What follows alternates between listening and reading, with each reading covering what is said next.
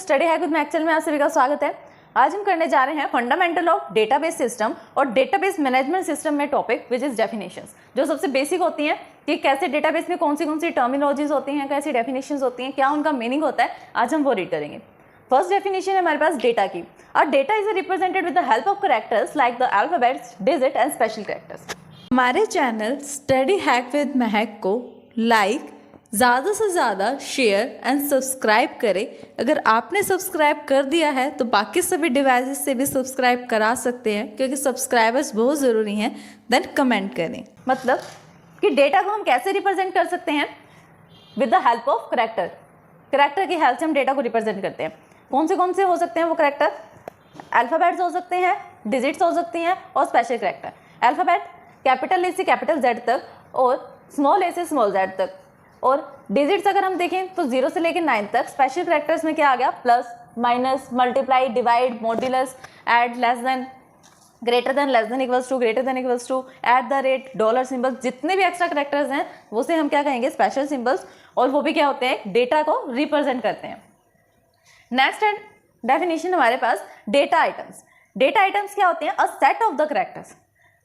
Character तो एक single character होगा जो डेटा को रिप्रेजेंट करेगा, लेकिन जब सेट ऑफ कैरेक्टर्स होता है उसे हम क्या बोलते हैं? डेटा आइटम्स या फिर फील्ड्स भी बोलते हैं। Set of the character which are used together to represent a specific data element like name of the student in the class is represented by the data items in name. अगर मुझे एक data को represent करना है, किसी भी student के name को रिप्रेजेंट करना चाहते हैं हम, तो कैसे करेंगे? एक कॉलम बनाएंगे टेबल में नेम के नाम से NAME, जिसके अंदर 4 कैरेक्टर्स हैं।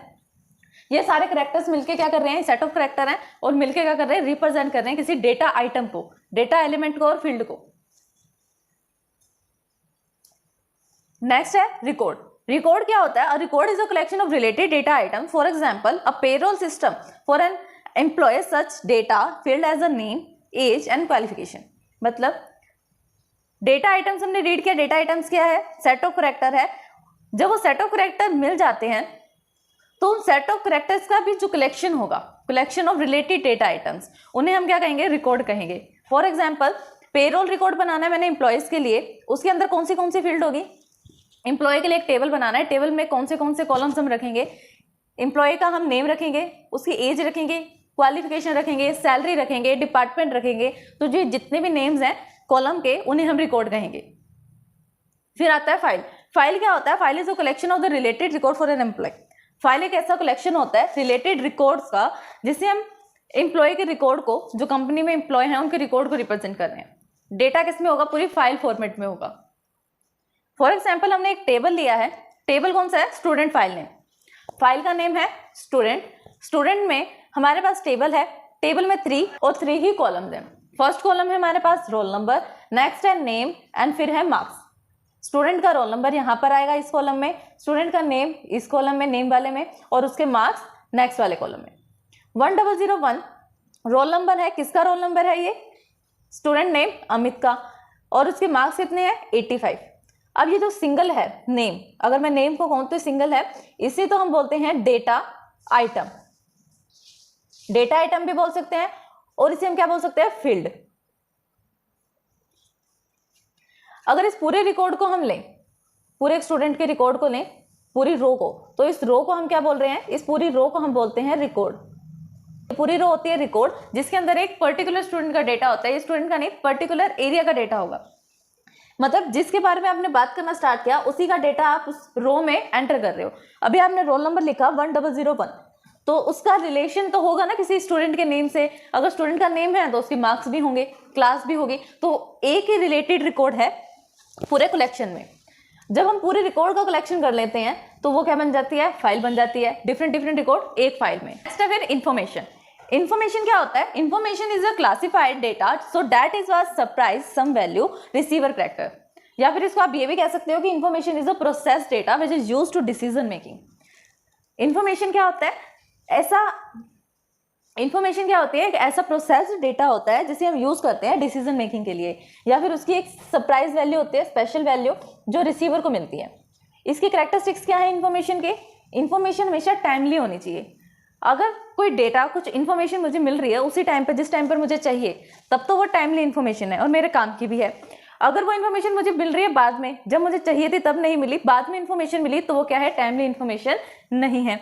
दूसरी बात की इन्फॉर्मेशन करेक्टरिस्टिक क्या है, करेक्ट होना चाहिए, एक्यूरेट होना चाहिए, जो इन्फॉर्मेशन हमें मिल रही है कंप्लीट होनी चाहिए। आधी उधर इन्फॉर्मेशन का भी हमें कोई फायदा नहीं होता।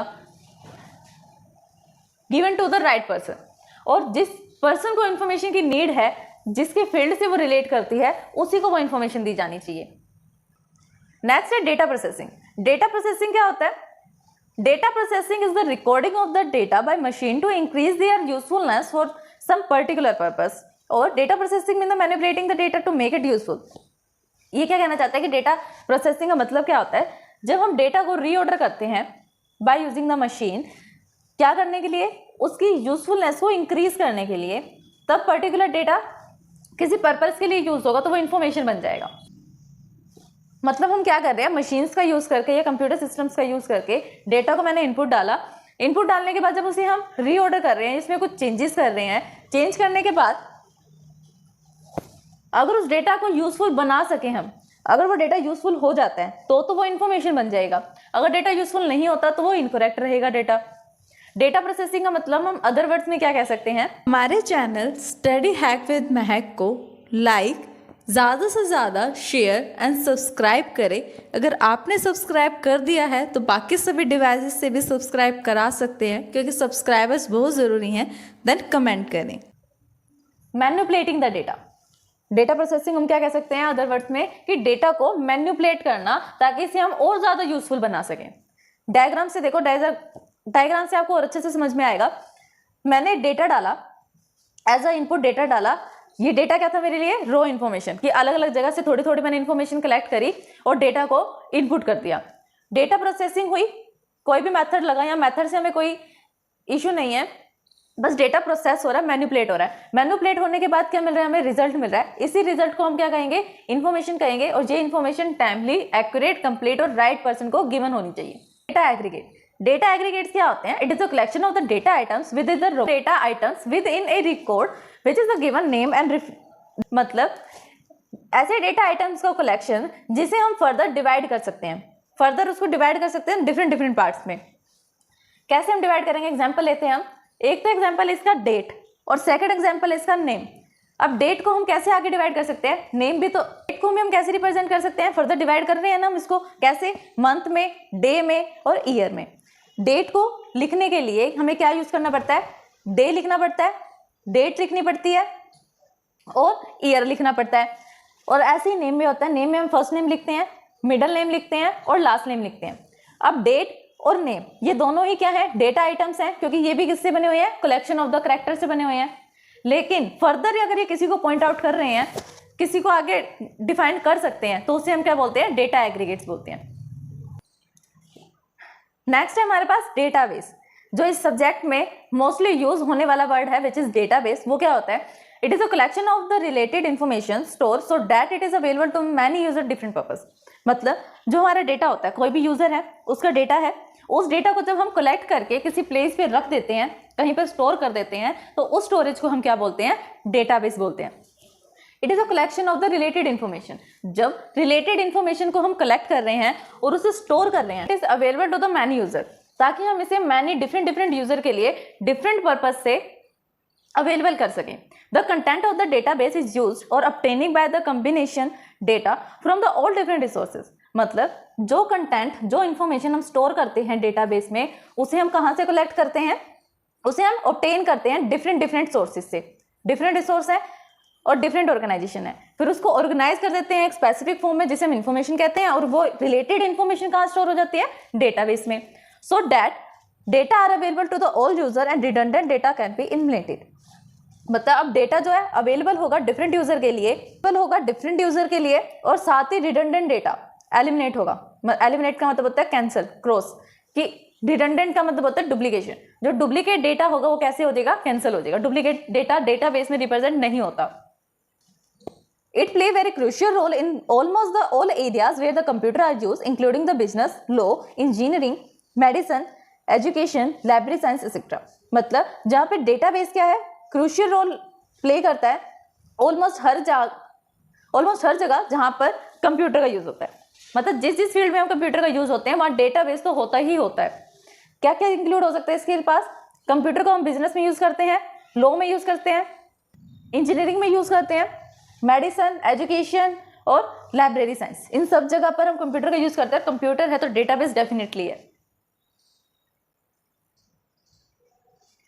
The management of the data in the database system is done by the means of general purpose software package called the database management system. It is a major component of the database system. मतलब जो हमने अब database बना लिया जिसके अंदर related information है, उसको मैनेज करने के लिए भी तो कोई सॉफ्टवेयर होना चाहिए ना, मैनेज करने के लिए भी कुछ होना चाहिए। तो उस डेटाबेस को मैनेज करने के लिए क्या है? जनरल पर्पस सॉफ्टवेयर है, जिसे हम क्या कहते हैं? Database management system. ये क्या है? It is a major component of the database system. ये सबसे मेजर कंपोनेंट है डेटाबेस सिस्टम के लिए। Some commercial available DBMS are, कुछ कमर्शियल डेटाबेस कौन से हमारे पास? ओरेकल है, इनग्रेस है, सेबेस है, एसक्यूएल है, एक्सेट्रा। फिर आता है हमारे पास की कैरेक्टरिस्टिक्स क्या है डेटाबेस की। डेटाबेस हमने बना लिया, डेटाबेस को मैनेज करने के लिए सॉफ्टवेयर भी हमारे पास, लेकिन उस डेटाबेस की क्या कैरेक्टरिस्टिक्स है जिसे हम यूज कर रहे हैं? सबसे फर्स्ट होता है पर्पस। पर्पस में क्या आता है? A database is design and built with the data specific purpose. हम क्या करते हैं? डेटा को डिजाइन करते हैं, तो डिजाइन करते हैं ये चेक करके कि जिस भी डेटा के लिए हम उसको डिजाइन कर रहे हैं उसका स्टोर करने का पर्पस क्या है, क्यों हमें बनाना चाहिए डेटाबेस और किस पर्पस से हम बना रहे हैं। नेक्स्ट आता है ऑपरेशन। ऑपरेशन में क्या आता है? अपडेट करना, इंसर्ट करना, स्टोर करना, रिट्रीव करना, मैनिपुलेट करना, जितने भी ऑपरेशन है वो भी हम डेटाबेस पे परफॉर्म कर सकते हैं, जो कि सिंपल है और फ्लेक्सिबल है। नेक्स्ट है इंटरेस्टेड एप्लीकेशन। इंटरेस्टेड एप्लीकेशन में क्या आता है? It has an intended group of the user, some pre convinced application which are used to interested. मतलब डेटाबेस में मैनेज करने के लिए डेटाबेस मैनेजमेंट सिस्टम तो है ही, लेकिन उसके अंदर भी ऐसे इंटरेस्टेड एप्लीकेशंस हैं जिसे कौन है? यूजर यूज करेगा अपने इंटरेस्ट के अकॉर्डिंग, जिसमें वो कंफर्टेबल होगा उसके अकॉर्डिंग वो उस पर्टिकुलर डेटाबेस के लिए पर्टिकुलर एप्लीकेशन को यूज करेगा। नेक्स्ट है इसका characteristic which is relational. The database provide a logical relation between its record and data. The various record can be accessed depending upon the some logical conditions by. मतलब database क्या करता है? हमें logical relation provide करवाता है। मतलब जिस भी डेटा को हम स्टोर कर रहे हैं, जिस इन्फॉर्मेशन को हम स्टोर कर रहे हैं, उनका आपस में रिलेशन होना चाहिए रिकॉर्ड का और डेटा का, ताकि जो हम वेरियस वे से रिकॉर्ड को स्टोर कर रहे हैं वो किसके ऊपर डिपेंड करता है? सिर्फ लॉजिकल कंडीशंस पे। क्या वो लॉजिकली एक दूसरे पे डिपेंड कर रही हैं, उनका क्या आपस में मीनिंग है भी या नहीं। हमारे चैनल स्टडी हैक विद महक को लाइक, ज़्यादा से ज़्यादा शेयर एंड सब्सक्राइब करें। अगर आपने सब्सक्राइब कर दिया है तो बाकी सभी डिवाइसेस से भी सब्सक्राइब करा सकते हैं, क्योंकि सब्सक्राइबर्स बहुत ज़रूरी हैं। देन कमेंट करें। डेटाबेस। नेक्स्ट है real world application. Real world application क्या होती है? Database represent the aspects of real world application, a change in the database reflected the real world application. मतलब कि डेटाबेस को हम कैसे रिप्रेजेंट कर सकते हैं? रियल वर्ल्ड एस्पेक्ट में भी इसको हम यूज कर सकते हैं। अगर कोई ऐसी एप्लीकेशन है जो रियल वर्ल्ड की है, जैसे हम उसमें चेंज करेंगे तो उसके डेटाबेस में भी सेम चेंज होगा, आपको मैनुअली जाके अपडेट नहीं करना पड़ेगा, डायरेक्टली रिफ्लेक्ट हो जाएगा चेंज। तो ये था हमारा आज का फंडामेंटल ऑफ डेटाबेस सिस्टम और डेटाबेस मैनेजमेंट सिस्टम का टॉपिक, डेफिनेशंस और डेटाबेस प्लस उसकी कैरेक्टरिस्टिक्स। अगर इस वीडियो को समझ में आपको कोई भी परेशानी आती है देन आप हमें कमेंट कर सकते हैं। Thanks for watching my video.